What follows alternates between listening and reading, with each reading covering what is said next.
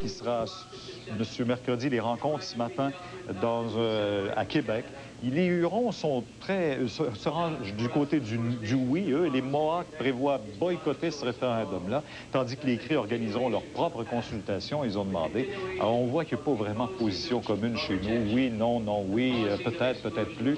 Alors, M. Mercredi vient en tout cas, tenter de les convaincre ce matin, comme il l'a fait ailleurs aussi, mais ça ne marche pas partout. Ça ne marche pas partout. Et le calendrier? Oui, le calendrier, des activités d'aujourd'hui. Vous savez que c'était le lancement de la campagne du non aujourd'hui dans l'Outaouais. Gilles Rochelot, le député du Bloc québécois là-bas, a fait une sortie contre Robert Bourassa. Il a dit que, écoutez, il avait contacté Robert Bourassa à la suite de l'entente du lac Meech avant de se joindre au Bloc québécois. Et il estime que c'est Robert Bourassa, il soutient que c'est Robert Bourassa qui a dit « Va-t'en donc dans le Bloc québécois », parce que si vous vous souvenez, c'était en même temps l'échec de Meech, en même temps le Congrès libéral, Jean Chrétien était élu chef, Jean Chrétien était contre l'entente du lac Meech. Rochelot, à l'époque, lui, était un peu déçu de cette position de Jean Chrétien. Il avait rejoint M. Bourassa. M. Bourassa lui a dit « Joins-toi au Bloc québécois. C'est là que tu vas pouvoir défendre le mieux les intérêts du Québec. » Alors, M. Rochelot, ce matin, dit « M. Bourassa s'est toujours servi de tout le monde autour de lui. Il se sert encore des Québécois. » On écoute ce qu'il avait à dire là-dessus. Alors, Robert Bourassa s'est aussi servi de moi. Il s'est servi de la très grande majorité des libéraux du Québec, qui ont toujours été des nationalismes, qui ont toujours été des gens qui avaient une fierté au cœur, une dignité au cœur. Je ne sais pas s'il était nationaliste en 80, M. Rochelot, par exemple, si vous vous souvenez de la bataille qu'il avait faite à l'époque aussi. Ça dépend du moment. C'est ça. L'affaire Wilhelmy. Hey. Oui, mais l'affaire Wilhelmy s'est rendue ce matin en cours à Québec. Vous savez, là, ce sont maintenant les médias qui sont devant le tribunal parce qu'il y avait deux débats. Hier, l'injonction pour empêcher la publication de cette bande qui doit être mise là, maintenant par CJRP au tribunal. Ils avaient jusqu'à 9h30 pour le faire ce matin. Ça, c'est une chose. L'injonction a été prolongée, mais il y avait le débat de fond. On leur avait dit, vous n'êtes pas devant le bon tribunal. Il y avait affaire à avoir une injonction ou pas? Bien, c'est ça. Et c'est là-dessus qu'on vraiment on voulait le savoir. Présentement, ça se débat en cours et peut-être qu'on aura une levée de l'injonction. Sur le fond, au cours des prochaines heures, on en saura davantage aussi. J'en parlais un peu tantôt. Restructuration à Bell Canada. Oui, tête roule. Oui, c'est ça, mais c'est pas un hasard. C'est pas une restructuration planifiée. C'est parce que là, on a quoi, là? Bien, vous savez qu'il y a des problèmes. Parce que vous savez que quand on a nommé M. Monti à la tête de Bell Canada, c'est un jeune homme dynamique et on lui avait donné un mandat très clair en 1989. M. Monti, que l'on voit ici, il avait le mandat très précis de contrer la menace que représentait à l'époque Unitel, de convaincre les autorités du CRTC, les gens dans la population en général, que le monopole sur les appels interurbains, c'était important et il fallait le maintenir parce que c'est comme ça que les consommateurs pouvaient profiter des meilleurs tarifs pour leurs lignes privées aussi de téléphone, pour les appels locaux. Rien de tout ça s'est produit. Au contraire, le CRTC a donné à Unitel le mandat d'aller pour les appels interurbains aussi, si bien que M. Monti se retrouvait dans un conseil contesté un peu. Alors, on lui a trouvé une belle place. Il est président maintenant de Norton Telecom. Un nouveau poste qu'on lui a créé au sein même. C'est une des divisions de Bell Canada. Absolument pas. Il s'est trouvé une place. Récompense pour retracer le meurtrier de Chantal Brochu, dont les funérailles ont eu lieu hier. Exactement. Un don anonyme reçu à la Sonioute, un don de 5 000 $ pour toute information menant à l'arrestation du meurtrier de Chantal Brochu, cette jeune étudiante de 22 ans de Charlesbourg, assassinée en fin de semaine à Montréal. Vous avez parlé de ces funérailles. Effectivement, elles ont eu lieu hier. Et je retiens de l'homélie du prêtre qui nous apprend que Chantal aimait beaucoup, aimait tout le monde l'aimait, qu'elle était extrêmement serviable, compatissante, généreuse, savait toujours dire le bon mot au bon moment. Elle ne se méfiait de personne, peut-être a-t-elle fait trop confiance. Et on recherche quelqu'un, d'ailleurs. On recherche, en fait, on recherche, évidemment, la une description. Une description, un portrait robot à partir d'informations de l'ami de Chantal qui l'avait quitté dans la soirée et qui l'avait laissé avec un jeune homme de 19 à 22 ans. Et c'est ce garçon qu'on recherche. Qu'est-ce que vous avez dit, là? Ben oui, la Vierge qui est apparue. Où ça? À l'Avenir. Hey, vous n'avez pas vu ça dans des gazettes ce matin? Je pensais que vous aviez déjà fait. Regardez, cette jeune religieuse de 23 ans, elle est sœur Danielle, qui voit depuis 2 ans et demi et qui a des apparitions de la Vierge Marie. Où? À l'Avenir, près de Drummondville. Oui, dans le canton de l'Est, à l'Avenir, juste en face de Richemont. pas loin des Richemont. Oui, c'est ça. C'est vrai. Et cette jeune Ontarienne, ce matin, a donné une entrevue parce qu'elle a eu, semble-t-il, l'autorisation de la Vierge de pouvoir en parler au monde. C'est pas une secte, hein? Elle fait vraiment partie d'un ordre de une communauté reconnue par l'Église catholique. C'est fondé par le Père Yves-Marie Blais. Cet ordre s'appelle le Cœur Immaculé de l'Ordre Saint-Louis-Marie de Montfort.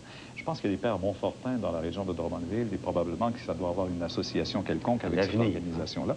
Elle a rencontré à plusieurs reprises, elle a vu la Vierge qui lui aurait demandé à Sœur Danielle, le 13 septembre, de prier en faveur de l'unité du pays, du soleil levant à celui de la feuille d'érable, le Canada. D'ailleurs, si vous regardez dans le Vision d'unité. C'est comme ça qu'on la présente ce matin dans de Gazette, Sœur Danielle, Vision d'unité. Avez-vous déjà été à l'Avenir? Oui, c'est un beau petit village près de Drummondville. Ça a la même pancarte, c'est marqué « Bienvenue et au revoir ». Mais oui, mais ça n'empêche pas qu'il y a peut-être des gens là-bas qui sont là. C'est les communications qu'elle entretient. Elle dit même qu'elle a été appelée... Il n'y a pas de place pour apparaître. Elle a été appelée, elle habitait en Ontario, elle a été appelée à la vie religieuse par une apparition de Dieu quand elle avait 12 ans, sa confirmation. Bon. Maintenant... Il faut que j'inscrive une petite confirmation. Il y avait un rendez-vous hier, je l'ai manqué. Merci de me faire penser, je vais l'écrire. Scandale en Mauricie dans un centre de relaxation. Ben oui, la Sûreté du Québec a décidé d'ouvrir une enquête parce qu'il y avait déjà 2 publications spécialisées qui avaient fait état de harcèlement sexuel à cet endroit-là. Ça s'appelle le centre de l'Oiseau Bleu de Mont-Carmel, près de Shawinigan. Des personnes qui affirment avoir été abusées physiquement, verbalement, au cours de traitements reçus à ce centre. Un centre homéopathique, de même que thérapie. Kinothérapie, destinée à équilibrer les énergies du corps. Il paraît que vous restez tout nu 14 heures sur un fauteuil et parfois l'énergie se transmet à 3. C'est ce que disent certains. En tout cas, la police, en tout cas, a amorcé une enquête. Est-ce qu'il faut lire entre les lignes? Non, non, non, non, non. Moi, je vous dis ce que les plaintes rapportées à la police nous disent. On peut dire, en fait.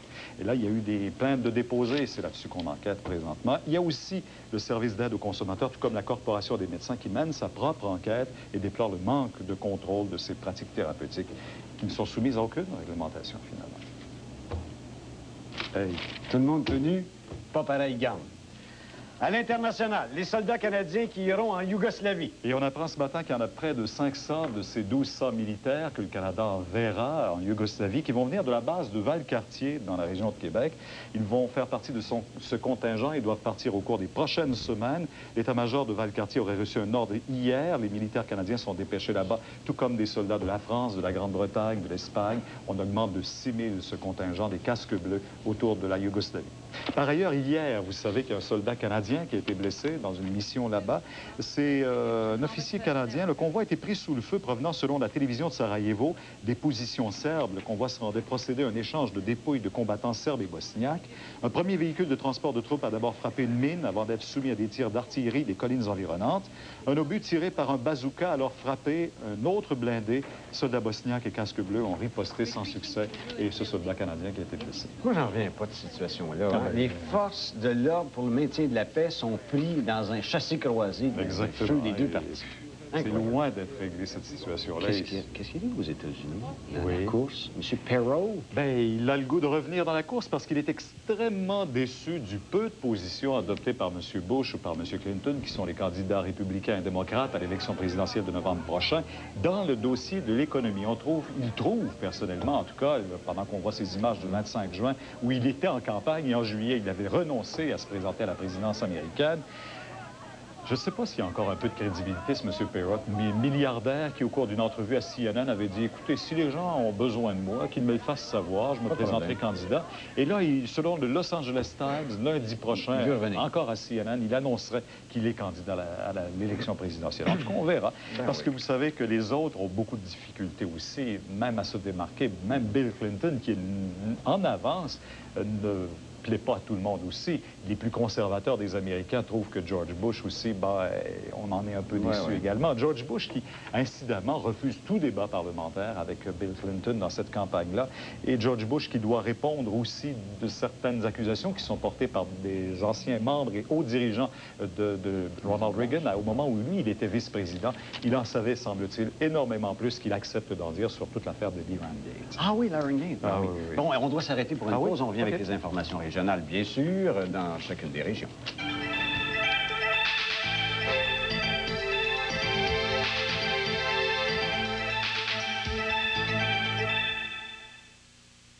J'aime que ma lessive sente frais pendant des jours, mais je tiens pas à passer mes journées dans la salle de lavage.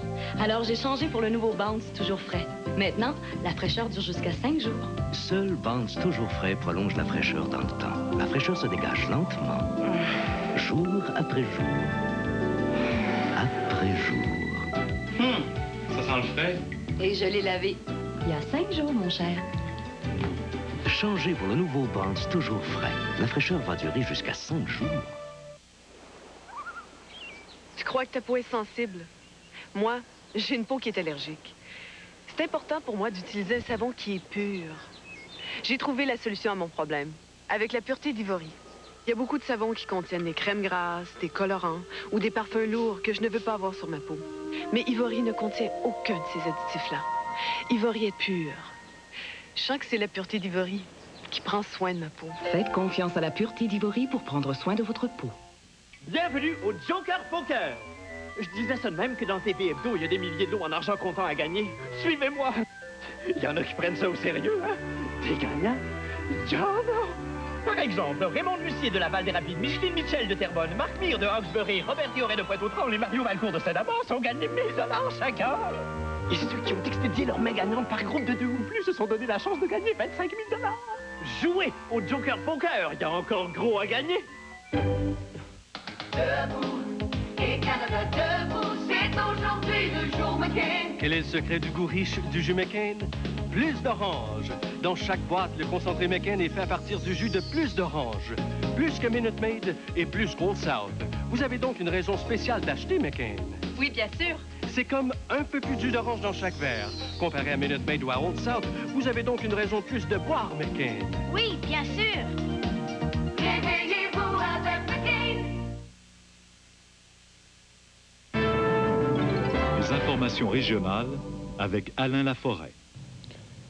Bon midi, mesdames, messieurs. Le centre hospitalier de Quaticook obtient 3,5 millions de dollars dans le cadre du programme de rattrapage du ministre Marc-Yvan Côté. Cette aide financière va permettre la construction d'un nouveau pavillon au foyer Bois-Castel, ce qui permettra de libérer 22 places d'hébergement au centre hospitalier de Quaticook, en plus de donner plus d'espace pour réorganiser plusieurs services, dont la radiologie, la physiothérapie et les laboratoires. Cette demande d'aide financière est faite depuis le début des années 80. Ça a été sur 3 étapes principalement. La rénovation de la gériatrie en un premier temps. Ensuite de ça, la rénovation de la salle d'urgence l'an passé. Et finalement, la 3e étape cette année, qui va nous permettre de relocaliser la clientèle en centre d'accueil. Justement, dans la foulée des annonces faites hier par le ministère de la Santé et des Services sociaux, le foyer de Richemont a reçu ce matin une aide financière de 2 435 000 $ pour l'amélioration de ses services. Les travaux prévoient le réaménagement de locaux pour les soins médicaux, thérapeutiques et communautaires. Une délégation d'une vingtaine de manufacturiers professionnels estriens revient du Vermont. Ces gens d'affaires recherchent de nouvelles opportunités pour faire connaître leurs produits. Comme nous le rapporte Denis Baudouin, la conquête de nouveaux marchés suppose non seulement des connaissances, de l'ambition, mais aussi de bons produits et de la patience. À 2h30 plus au sud, au cœur du Vermont, à 2 pas du New Hampshire, des gens d'affaires estriens étaient venus faire la chasse aux distributeurs. Déjà familier avec l'importation, Robert Villemer et filles nourrit une nouvelle ambition, exporter ses baignoires en Nouvelle-Angleterre. Mais on continue, on en rencontre, que le choix va être plus grand, mais qu'on ait fini, que se limiter à ceux qu'on a rencontrés présentement. Air Bossé Incorporé est devenu, il y a quelques mois, dans le voisinage de Broadway à New York, la référence en Amérique du Nord pour les fabricants de portes de foyer. L'entreprise d'Asbestos exporte en Pennsylvanie et dans l'Illinois, mais on ne veut pas s'arrêter là. Puis là, mais on vient faire des contacts, puis pour pouvoir ouvrir davantage le marché en Nouvelle-Angleterre. Engrenage Sherbrooke se contentait jusqu'ici de ses clients québécois, Bombardier, Domtar, pour ne nommer que ceux-là. C'était une première expérience en sol américain. Ça a été intéressant pour les contacts. On ne sait jamais. On ne sait jamais. C'est long, c'est pas facile. Souvent, c'est pas ton premier distributeur que les ventes se font, c'est le 2e, le 3e. Le marché de la Nouvelle-Angleterre est 2 fois plus important que celui du Québec. Pour le conquérir, il faut apprendre les règles et se montrer patient. En d'autres termes, faire une croix sur le succès immédiat. Denis Baudouin, TVA, à Fairley, au Vermont. Parlant de succès, le commissaire industriel de Drummondville a été nommé commissaire industriel de l'année 92 au Canada. Pierre Dagenet a reçu cet honneur lors du congrès de l'Association canadienne de développement économique qui se déroulait à Ottawa cette semaine. Pour Pierre Dagenet, il s'agit de la reconnaissance de l'implication des gens d'affaires de Drummondville dans leur collectivité. Ce titre est remis depuis 7 ans par l'Association canadienne de développement économique et c'est la 3e fois qu'un commissaire industriel québécois reçoit cet honneur. 3 vols à main armée ont été perpétrés au cours des 12 dernières heures dans la région. D'abord, à 20h05, un individu armé d'un couteau s'est présenté au dépanneur amical situé sur la rue principale ouest à Magog. À cet endroit, le voleur a pu s'emparer d'une centaine de dollars. Puis, vers 2 heures la nuit dernière, un homme armé d'un couteau également s'est présenté cette fois au provisoire situé au 765 Belvédère à Scott. Le malfaiteur a été obligé de rebrousser chemin à cet endroit, le commis étant incapable d'ouvrir le tiroir-caisse. Enfin, même scénario 30 minutes plus tard au garage Esso situé au 89 rue Queen à Lennoxville. À cet endroit, le suspect a mis la main sur 100 $. Les 3 méfaits, selon les policiers, pour avoir été effectués par le même individu. Le coroner Marc-André Bouliane, qui enquête sur la sécurité dans le transport scolaire, a poursuivi sa croisade hier à Sherbrooke. Le coroner a réitéré l'urgent besoin de mener des campagnes de sensibilisation et d'accroître la surveillance dans les zones scolaires. Le coroner doit d'ailleurs reprendre ses travaux dans 2 semaines. Il promet que ses recommandations seront claires, précises et sans ambiguïté. Les intervenants à la tribune téléphonique de CHLT Radio se sont montrés intraitables envers les automobilistes qui ne respectent pas la signalisation des autobus scolaires. Ravi, le coroner Marc-André Bouliane admet que son message commence à passer. Il y en a qui se sentent un peu comme moi, je me sentais cet été quand je disais, bien, écoutez, là, au mois de septembre, s'il n'y a rien de fait, vous allez garder vos enfants à la maison. À l'auditrice excédée qui a demandé au coroner ce que ça prendrait pour conscientiser les automobilistes qui font à leur tête, Marc-André Bouliane s'est fait cinglant. Ça va prendre l'information, ça va prendre la surveillance policière, puis finalement, bien, ça va faire comme le port de la ceinture de sécurité. On est parti de 46 % il y a 10 ans, puis on est rendu à 97 % aujourd'hui. Je veux dire, il faut changer le comportement des gens, mais il y aura toujours des têtes folles, des irréductibles, des imbéciles. Changer le comportement des gens, ça prend du temps, admet-il. Si les intervenants du transport scolaire appliquent les recommandations qu'il déposera le 9 octobre prochain, ça permettra d'éviter le pire. Cette fois-ci, distribuer les responsabilités de façon claire, nette et précise, de façon à ce qu'il n'y ait pas d'ambiguïté, puis qu'on ne dise pas, bien, c'est pas à moi ça, c'est pas à moi ça, c'est... On se lancera plus à balle, là, je pense, après ça, là, parce que les... Bernard Sévigny, TVA, Sherbrooke. Enfin, la 15e édition de l'Expo Habitat de Victoriaville a pris son envol hier après-midi au pavillon Agrisport du Colisée des Bois-Francs. Jusqu'à dimanche, les organisateurs espèrent attirer 10 000 personnes. 75 exposants traitent cette année de rénovation et de décoration. Bonjour Raymond. Bonjour Alain. Il faut se tourner vers les Blue Jays maintenant. Oui, puisque hier, il s'est passé des choses dans le match des Blue Jays. Un joueur de 40 ans qui s'est illustré. On en parle. Donc, les Blue Jays de Toronto ont conservé hier leur priorité de 3 parties au sommet de la division Est de la Ligue américaine de baseball grâce à une victoire de 8-2 sur les Orioles de Baltimore. L'étoile de cette rencontre, Dave Winfield.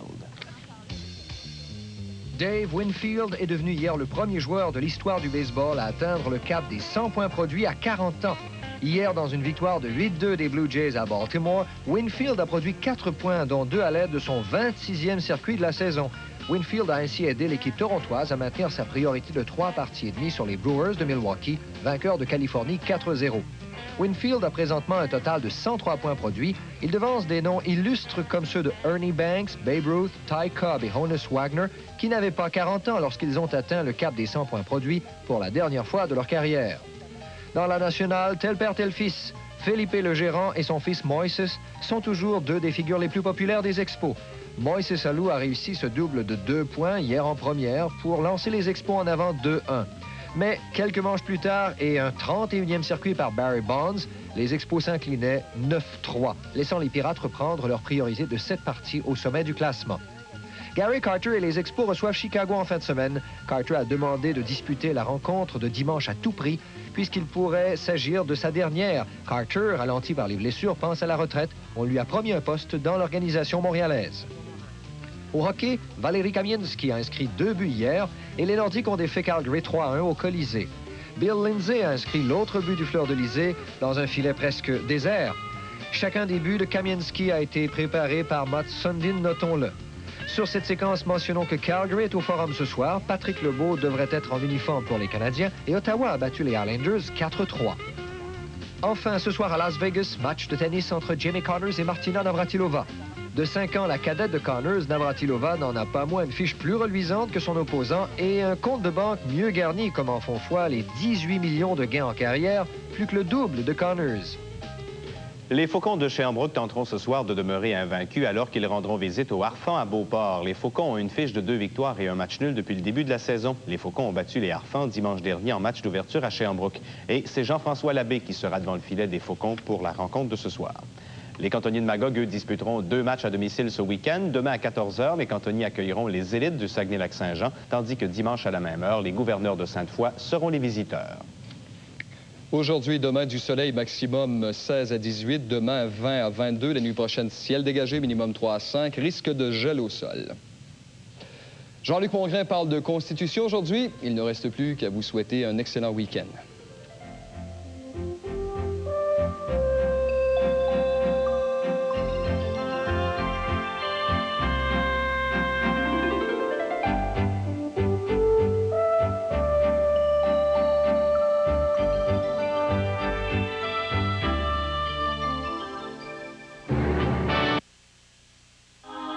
C'est dans nos moindres gestes que la complicité prend tout son sens. Et cette démarche, la collection Corps à Corps nous la propose chaque semaine avec ses rubriques comme Sexualité dans le monde, Psychologie de l'amour, Cas vécu et bien d'autres encore. Une collection nouvelle qui deviendra vite un document de référence. Premier numéro, en vente partout à 2,80 $.